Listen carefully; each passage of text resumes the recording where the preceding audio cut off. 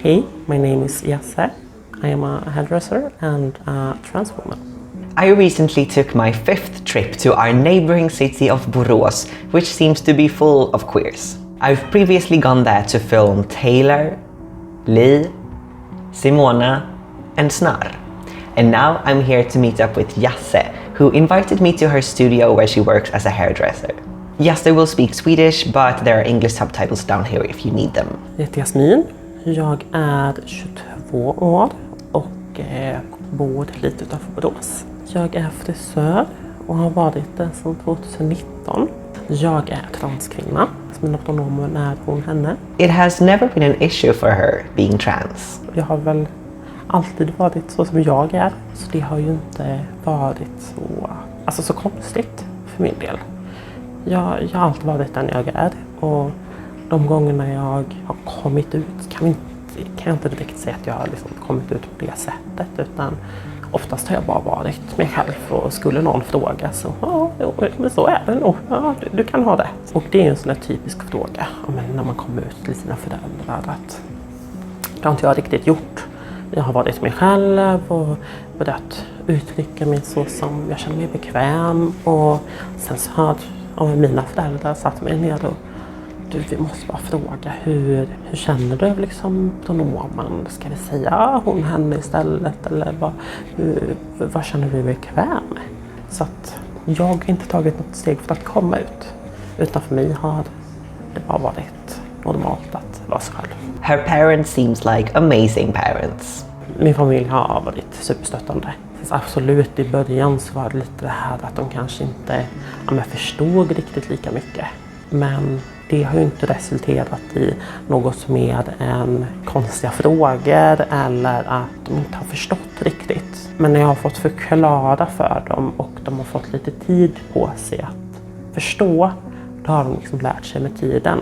Mer än så kan man väl inte begära egentligen. Så de har varit jättestöttande. Vi är ändå från en liten by, en liten håla. De flesta där vet väl precis som jag är. Vi har lite roliga samtalsämnet. Men också att de är mina föräldrar är född uppväxta där omkring också. Min pappa har hållit på med dragracing och han har boxats och riktigt snubbig snubbe. Och är från liksom, den kulturen. Så jag tror det är han som haft svårast att förstå. Men han har varit väldigt snabb på att ändå acceptera. Idag är väl han en av dem som stöttar mig mest och ofta går in i diskussioner och så vidare. Så det är jag väldigt stolt över. And for Yasse, it has always been obvious that she was to become a hairdresser. Det är nästan lite samma sak. Jag är transperson, eller jag är den jag är. Jag är frisör och det har jag alltid varit. Och det har inte heller varit så mycket frågetecken kring det för mig. Jag har velat bli frisör sedan jag var liten. Jag tror att de flesta som kände mig redan då visste om att jag skulle bli frisör också. Jag var alltid den när man var liten som alla som hade långt hår kom och frågade om jag kunde fläta deras hår och så vidare. Så det var ju vad jag ägnade mina raster åt när jag var liten. Jag kunde ju nästan mer så här avancerade flättekniker, uppsättningar och så vidare när jag var liten. Gick i 2:an, 3:an än vad jag kan idag, känns det som. För jag gjorde det så extremt mycket då. Så det har varit en självklarhet för mig egentligen. When you choose high school in Sweden, you choose what subjects you want to study, and you can even choose practical courses, which leads to you having a working title when you graduate. And Yasse chose to study to become a hairdresser in high school.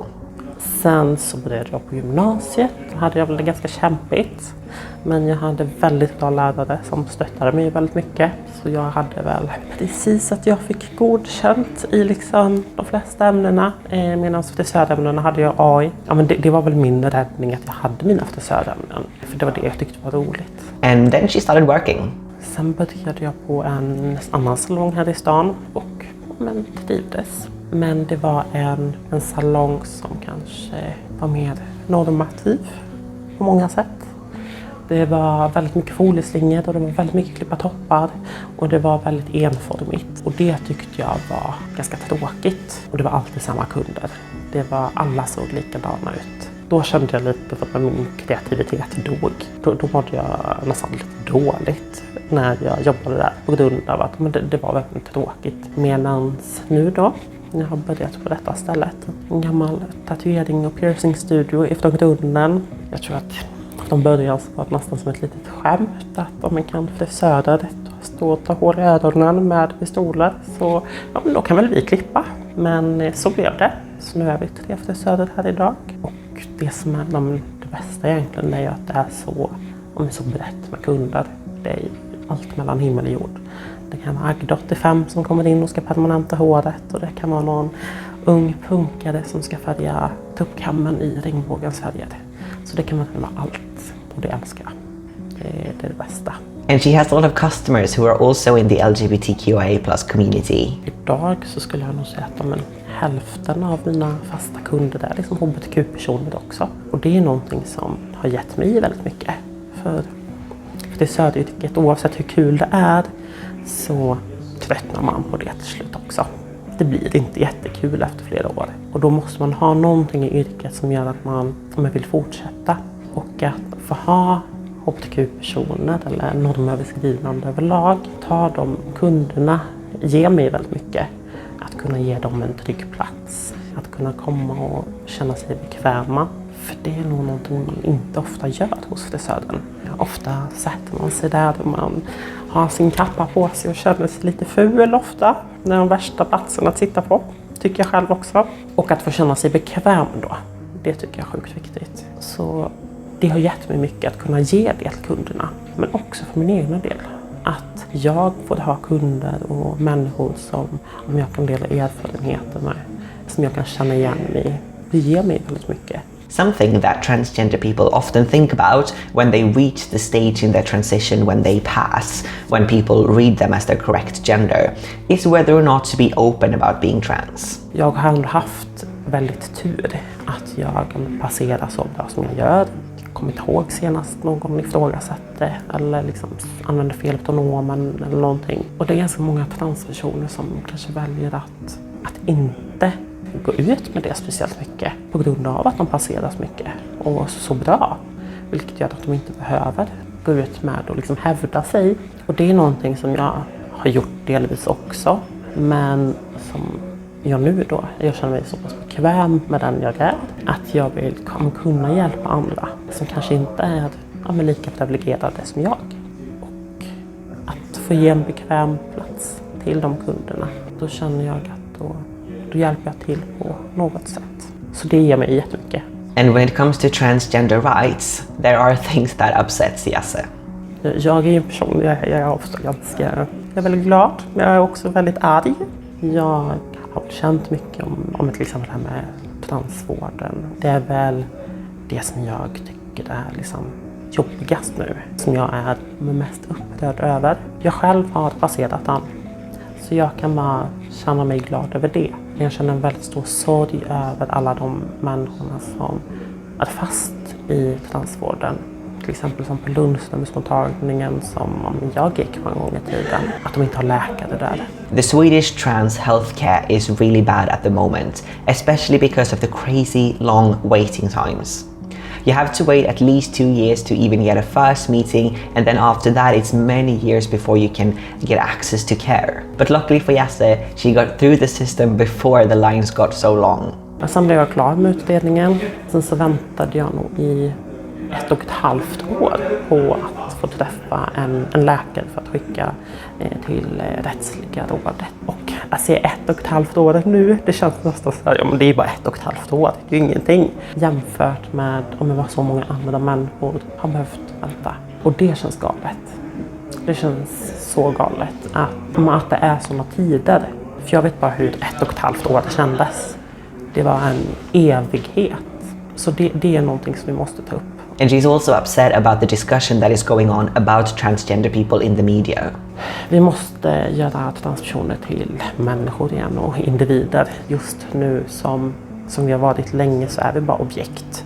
Vi är kroppar som man pratar om. Det är oftast det som diskuteras i debatten. Våra kroppar och hur vi ser ut och hur vi får födas i samhället. Men inte så mycket om våra känslor och hur vi faktiskt mår. Och det är där jag tycker fokuset borde ligga. Det är något som jag har reflekterat väldigt mycket över. Att vi är inte så mycket mer än kroppar för andra människor i debatten. Och det är någonting jag upplever och upplevt själv också. Att när en annan individ får veta att jag är transperson så är jag inte bara en frisör och allt det som jag har åstadkommit i livet, utan jag är det jag har mellan benen, om jag har gjort tuttarna, vad jag hette innan. Alla saker som inte har med mig som individ att göra. Jag bantas helt plötsligt ner till att bara vara kroppsdelar som alla andra har rätt att veta om. And this view of trans people is also visible while dating.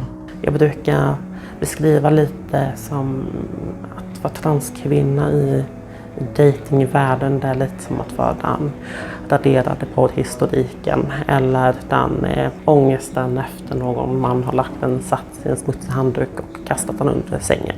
Den ångesten som är efter, det är ungefär det vi är idag.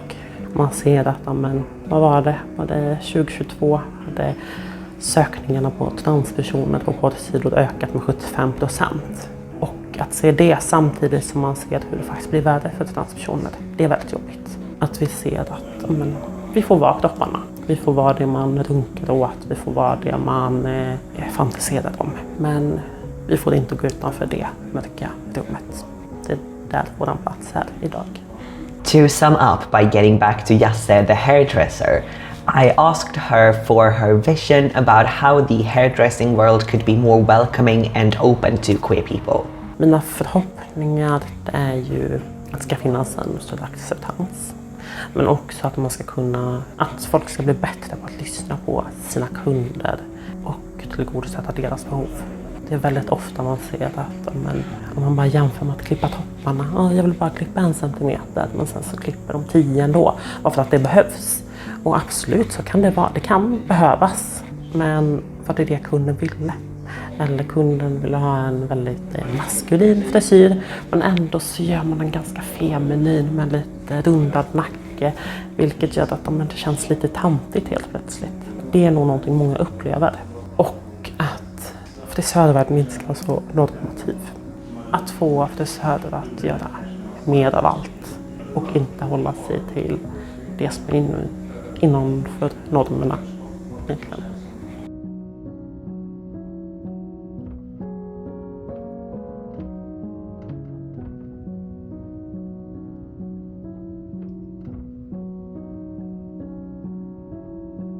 If you enjoyed watching that video, please like, comment, subscribe and share the video. I really appreciate you showing your love in that way. If you also want to support the channel financially, that's possible via Patreon, but really no pressure. See you next time!